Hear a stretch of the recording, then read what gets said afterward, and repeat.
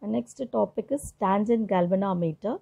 The tangent galvanometer is a device used for measuring current. It works on the principle of tangent law. A magnetic needle suspended at a point where there are two crossed fields at right angles to each other will come to rest in the direction of the resultant of two fields. And next, construction. The tangent galvanometer consists of a copper coil wounded on non-magnetic circular frame. The frame is made up of brass or wood which is mounted vertically on a horizontal base table with three leveling screws as shown in the diagram.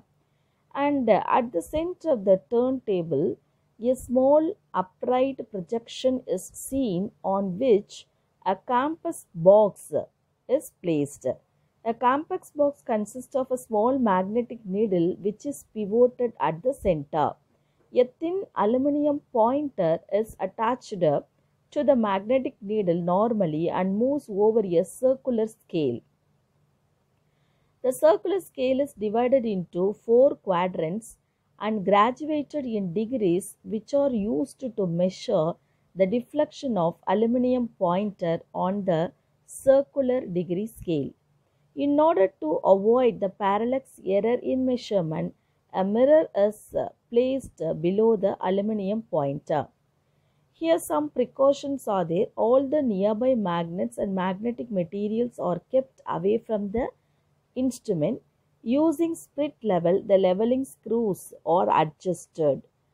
And next term, the TG provided with the two or more coils of different number of turns. Most of the equipments we use in the laboratory consist of 2 turns, 5 turns and 50 turns, which are of different thickness or of used for measuring currents of different strengths. Next theory. Now the circuit connections for tangent galvanometer experiment is shown. When no current is passed through the coil, a small magnetic needle lies along the horizontal component of Earth's magnetic field. So when current is switched on, the electric current will pass through the circular coil. Therefore, the circular coil and produce a magnetic field. The magnetic field produced due to circulatory electric current, and now there are two fields mutually perpendicular to each other. One is the magnetic field B due to the electric current in the coil acting normal to the plane of the coil, and second one is the horizontal component of Earth's magnetic field BH as shown in the diagram. Therefore, B equal to BH tan theta. This is equation 1. When an electric current is passed through the coil, the radius R having n turns, therefore B equal to mu naught Ni by 2R. And next, from these two equations, we can write mu naught Ni by 2R, which is equal to BH tan theta. The horizontal component of Earth's magnetic field can be determined by the formula, that is BH is equal to mu naught into Ni by 2R 1 by tan theta. The unit is Tesla. Since the tangent galvanometer is most sensitive at a deflection of 45 degree, the deflection has to be adjusted to be between 30 degree and 60 degree. And next topic is magnetic properties. First one, magnetizing field. The magnetic field which is used to magnetize a sample or specimen is called the magnetizing field. The magnetizing field is a vector quantity and it is denoted by H vector and its unit is ampere meter to the power of -1. And second property is magnetic permeability and the relative permeability.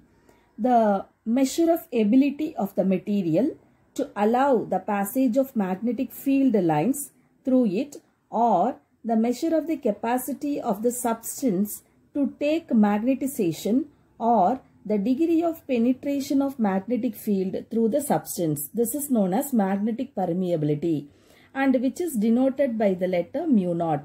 And next, the relative permittivity is defined as the ratio between absolute permeability of the medium to the permeability of the free space. It is represented by mu r.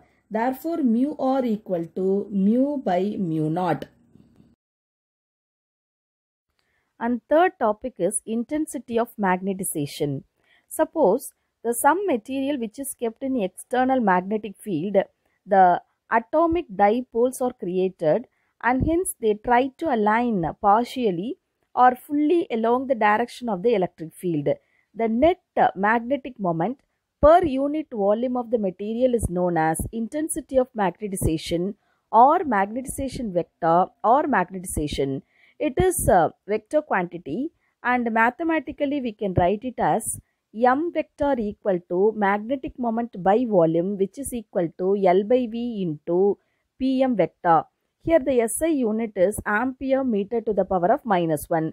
Suppose if the bar magnet pole strength is Qm, length is Ql and area of the cross section is A. Therefore, the magnetic moment Pm bar equal to Qm into 2L and the volume of the bar magnet is V equal to A into modulus of 2L vector, which is equal to 2LA. Therefore, M bar equal to magnetic moment by volume, which is equal to Qm 2L bar divided by 2L into A. But generally we can write it as a modulus of M vector equal to M equal to Qm into 2L divided by 2L into A.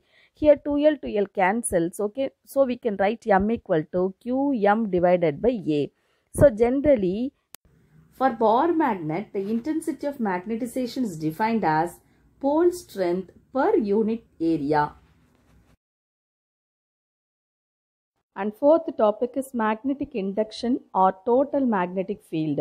Suppose if the soft iron bar is placed in uniform magnetic field, that is H bar, it becomes a magnet and which means that the substance gets magnetized. Therefore, the magnetic induction, that is total magnetic field inside the specimen B vector is equal to the sum of the magnetic field B naught vector produced in vacuum due to the magnetizing field and the magnetic field which is Bm vector due to the induced magnetization of the substance. Therefore, B vector equal to B naught vector plus Bm vector, which is equal to, here B naught vector is nothing but it is known as mu naught H vector plus Bm vector equal to mu naught into I vector. Mu naught is a constant, so just we take it out. So mu naught and inside H vector plus I vector. And last topic is magnetic susceptibility. Actually the formula xi m equal to modulus of m vector by modulus of H vector. It is defined as the ratio of the intensity of magnetization, that is m vector, induced in the material due to the magnetizing field, that is H vector.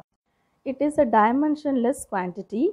The susceptibility is a scalar product for isotropic medium.